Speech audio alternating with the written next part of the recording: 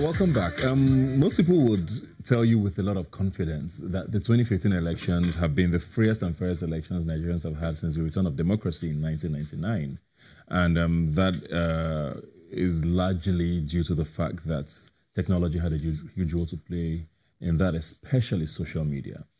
We had 2015 elections where a lot of people from their polling units across the country took pictures, were reporting basically as situation reporters from their polling units and releasing results and making sure that people were put in check before trying to do anything funny. I think that helped a lot with the elections. And elections are here again, and technology is even stronger now. Social media even has a bigger base, and it's noisier, if I may use that word. And we're trying to find out in this segment how that will play out in the 2019 elections. I have you with me at Adewale Adetona and Ademola Adetona. Thanks for being here today. Thanks for having us. Let me start with you now, Wale.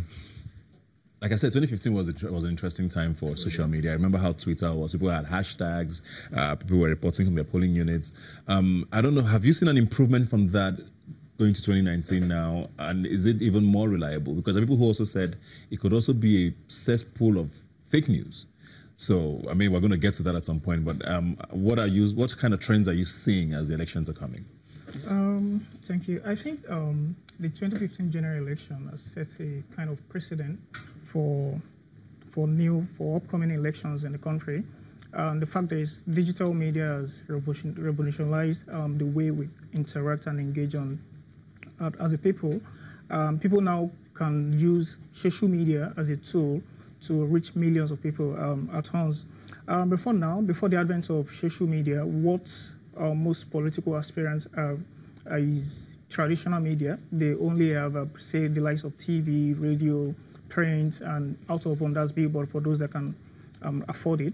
But I think with social media, they now are, they're empowered to reach billions of people at the same time with their electoral manifestos. And that said, people can now believe in whatever they say, and they can also monitor. One thing about social media is, it's real time. You can monitor the conversation, you can monitor trends, you can get feedback instantly, as opposed to traditional media. But going into the 2019 general elections, I think there still needs to be a lot of work to be done in terms of electoral reforms. Kudos to INEC, for being fair enough. The last election was transparent enough, but I think we can still do more as a people. Yeah. Looking at the 2019 elections now, I mentioned earlier about fake news, which has become such a term now, started, of course, with the President of the United States, and it's become a global statement now. We hear it everywhere from politicians, from people, and it's a real thing because sometimes it's what we call clickbait, where you see a headline that is completely untrue, just so that you can click on it, and some people fall victim to that. And people also are worried about what that would bring with the 2019 elections, where falsehood could be spread very easily because people are looking for anything to latch onto. How are you looking at, like you said, how things are shaping up for 2019, also regards to fake news? The Nigerians are getting wiser. Thank you, Buka. Nigerians are getting wiser by the minute. The same set of people that will consume your content, that will consume your collaterals, as also the same set of people that will criticize it. Mm-hmm. Yeah. In the U.S. already, clickbait is now illegal. You can't do it in the U.S. But in Nigeria, I think Facebook and other people there putting a check to that.